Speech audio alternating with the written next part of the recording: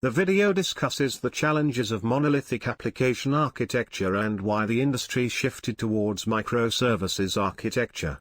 Challenges with monolithic architecture and benefits of microservices. Monolithic architecture involved writing the whole code in one language and deploying it as one unit, leading to difficulties in coordination between teams and scaling specific parts of code. Microservices architecture involves breaking down an application into smaller, independent services that can be developed, deployed, and scaled independently, increasing agility, resilience, and flexibility. Microservices architecture helps to solve issues of monolith applications.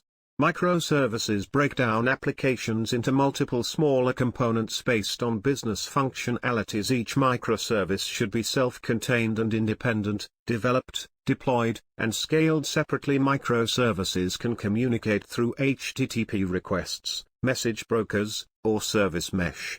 HTTP requests allow for synchronous communication, where one service waits for a response from another service. Message brokers provide asynchronous communication by forwarding messages to the appropriate service. Service mesh involves using a helper service to handle communication logic. Microservices architecture allows for independent service development with different technology stacks.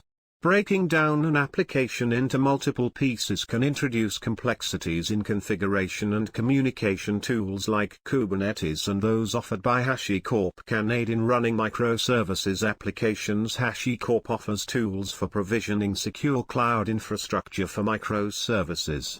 Vault is a secret management tool used to protect sensitive data.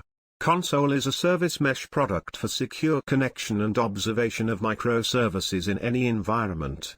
MonRepo simplifies code management and development, but poses challenges in maintaining microservices independence and in scaling.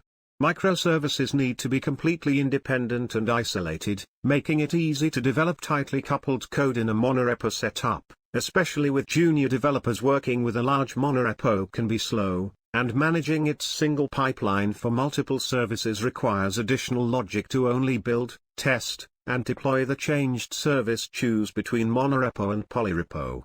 Monorepo has a single main branch and one repository, but breaking the main branch will block other services.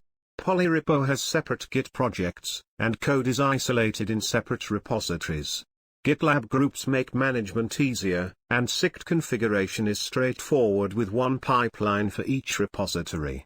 Having code in multiple repositories has pros and cons.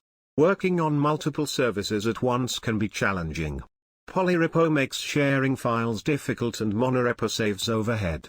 Thank you for watching. Hope you find this video helpful.